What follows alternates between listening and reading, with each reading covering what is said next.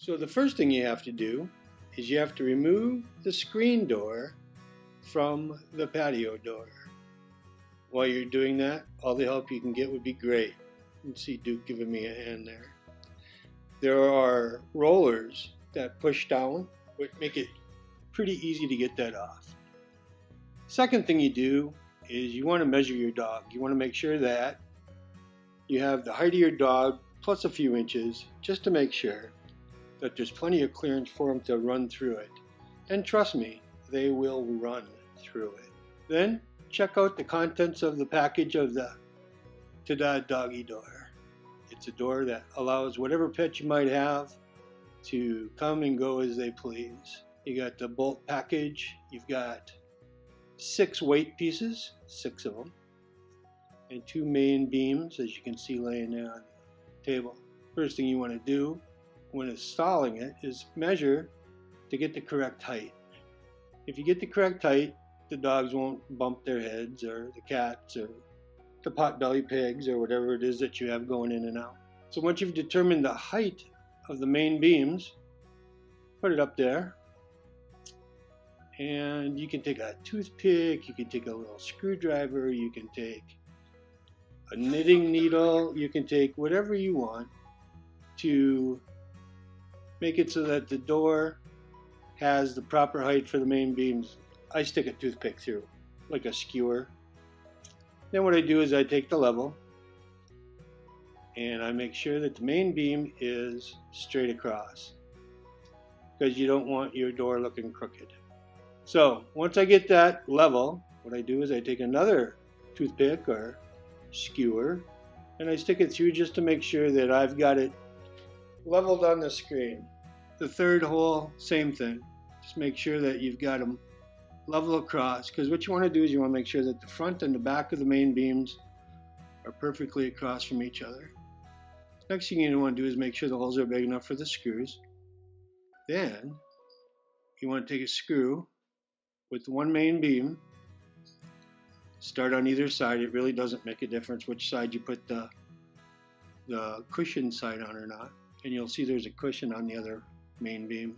So you get the screw in there and you come around, get the second half of the main beam, and here's where you're going to see the cushions. As you can see on the back there, there's cushions. Those are there to make sure that the screen doesn't rip after you cut it. So now you got the main beam, both sides.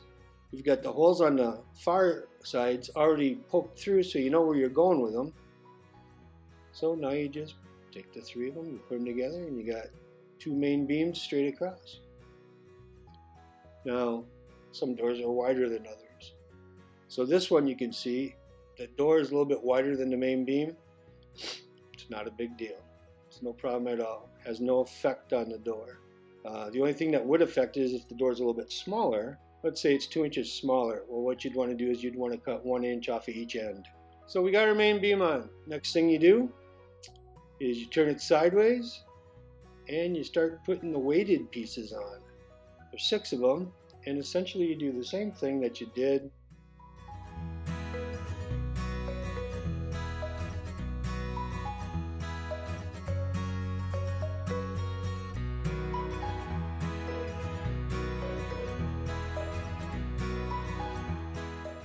These pieces are nothing more than to keep the screen down after you cut it.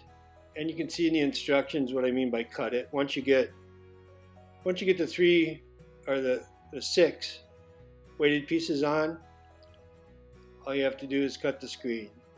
You cut it with a razor blade knife. You go down one side, you go down the other side, and then take a straight edge like a yardstick and come straight down in between the weighted pieces. So what you'll have is you'll have 3 hanging pieces from the main beam.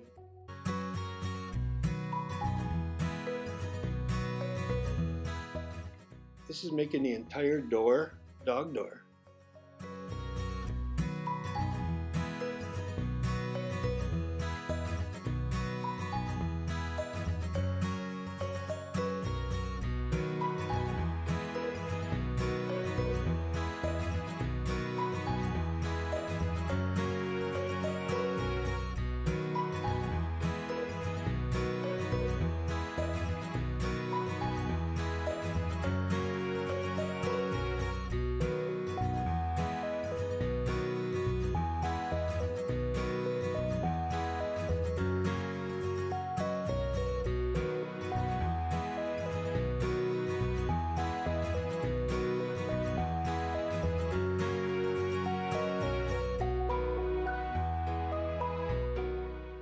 So there you have it, the Ta-Da pet door.